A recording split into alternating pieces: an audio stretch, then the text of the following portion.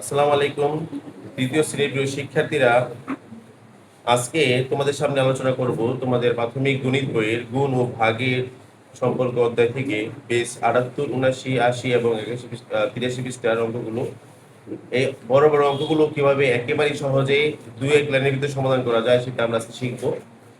সবাই চ্যানেলটি অবশ্যই সাবস্ক্রাইব করে রাখবেন যেন ভিডিও আপলোড করার সাথে সাথে তো আপনাদের সাথে কাছে চলে যায়। তাহলে চলেন আমরা শুরু করি।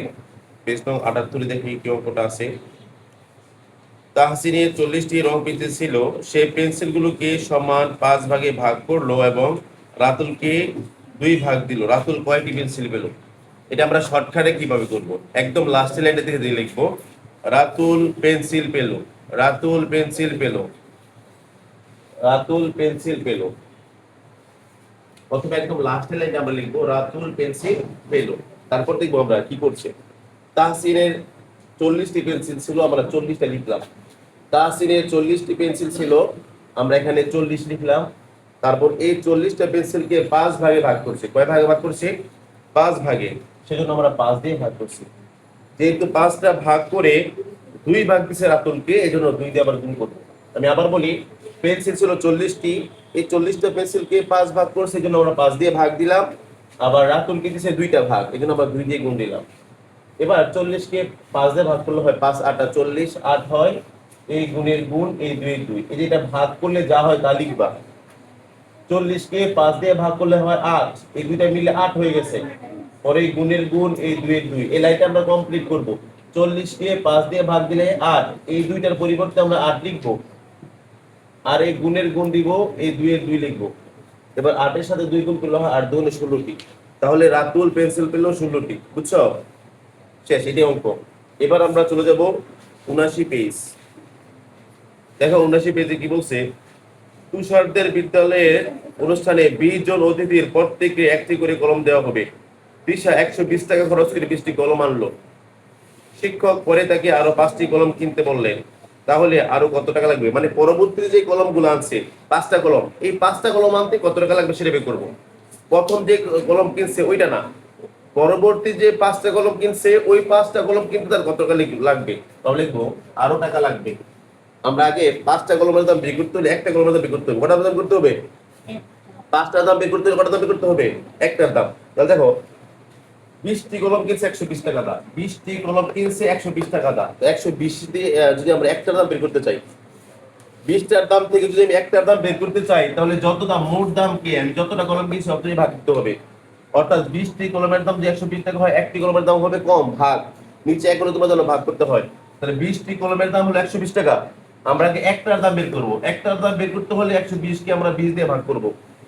120 কে 20 দিয়ে ভাগ করলে যত হবে সেটা হলো একটা কলমের দাম। কিন্তু সেই কলম কিনছে পরে কয়টা? আবার 5টা। কটা কলম কিনছে? এই যে পরবর্তী আর 5টা কলম কিনলো। তাহলে এবারে গুণ দিবা 5 দিয়া। অর্থাৎ 120 কে 20 দিয়ে ভাগ করলে একটার দাম বের হয়। কয়টার দাম বের হয়? একটার দাম। কিন্তু আমরা একটার দাম বের করবো 5টা, আবার 5টা গুণ করলে 5টার দাম বের হবে। অর্থাৎ একটার দাম বের করতে পারলে আমরা যতগুলো ইচ্ছা ততগুলো বের করতে পারবো। 120 কে 20 দিয়ে ভাগ করলে একটার দাম বের হয়। এবার 5টা দিলে 5 দিয়ে গুণ করবা, 6টা দিলে 6 দিয়ে গুণ করবা, 7টা দিলে 7টা গুণ করবা। তাহলে 120 কে 20 দিয়ে গুণ করলে হয় একটার দাম 6 টাকা, এর 5টার দাম হবে 530 টাকা। বুঝছো? এবার দেখো পেজ নং 80 পৃষ্ঠা। 80 পৃষ্ঠা দাও কি বলছে। 6টি ঝুড়ির প্রতিটিতে 21টি করে আম আছে। আমগুলো 6 জনের মধ্যে ভাগ করে দিলে প্রত্যেকে কতটি করে আম পাবে? তো দেখো আমরা আগে দেখি, একটা ঝুড়িতে আম আছে 21টি। একটা ঝুড়ি আম আছে কয়টি? প্রহাত 21টি। এরকম 6 ঝুড়ি আম কিনছে। তাহলে আমরা একটার দাম দেওয়া আছে, তোমার জন্য একটার দাম থেকে 6টার দাম বেশি হবে না? একটা ঝুড়িতে আম আছে 21টি, তাহলে 6টাতে বেশি হবে। তো বেশি হলে গুণ করবা। একটা ঝুড়িতে আম আছে 21টি, তো 6টা ঝুড়িতে বেশি থাকবে, গুণ করবা। 21কে 6 দিয়ে গুণ করবা, তাহলে 6টা ঝুড়িতে কতগুলো আম হয় সেটা বের হইছে। এবার এই সবগুলো আম 14 জনকে ভাগ করে দিছো। কয়জনকে ভাগ করে দিছো? তো 14 দিয়ে ভাগ করবা। একটা ঝুড়িতে আম আছে 21টি, এরকম ঝুড়ি আছে 6টা। একটা ঝুড়িতে 21টি আম থাকলে 6টাতে বেশি থাকবে। 21কে 6 দিয়ে গুণ করবা। যে আমগুলো হবে সবগুলো আম তুমি 14 জনকে ভাগ করে দিছো, 14 দিয়ে ভাগ করবা। এটা গুণ করলে হয় 126, 14 দিয়ে ভাগ করলে হয় 9টি। অর্থাৎ পর থেকে আম পাবে 9টি। বুঝতে পারছো? 80 পেজের অঙ্ক নম্বর 2 কি বলছে। 30টি করে চকলেট 4টি প্যাকেট কিনে তোমার 15 জন বন্ধুর মধ্যে সমানভাবে ভাগ করে দিলে প্রত্যেক বন্ধু কয়টা আম পাবে, চকলেট পাবে? তো লাস্ট লাইনে লিখবা প্রত্যেক বন্ধু চকলেট পাবে। লিখবা প্রত্যেকে চকলেট পাবে। প্রত্যেকে চকলেট পাবে। তাহলে দেখো কি বলছে, একটা প্যাকেটে চকলেট আছে 30টি, কটা চলেছে? তাহলে 4টা প্যাকেটে বেশি থাকবে না কম থাকবে?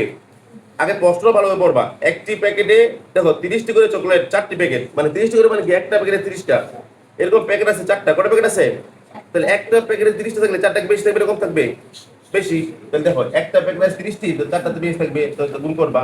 হ্যাঁ, গুণ করলে যা হবে এটা 15 জন মধ্যে ভাগ করে দিছো, এটা 15 তে আবার ভাগ করবা। একটা প্যাকেটে 30টি চকলেট, 4টা প্যাকেটে বেশি গুণ করবা। এই সবগুলোর জন্য 15 জনকে ভাগ করেছে, 15 দিয়ে ভাগ করবা। তো 3 4 বার 120, 120 কে 15 দিয়ে ভাগ করলে হয় 8টি, অর্থাৎ প্রত্যেকে চকলেট পাবে 8টি করে। দেখো বুঝছো কিনা?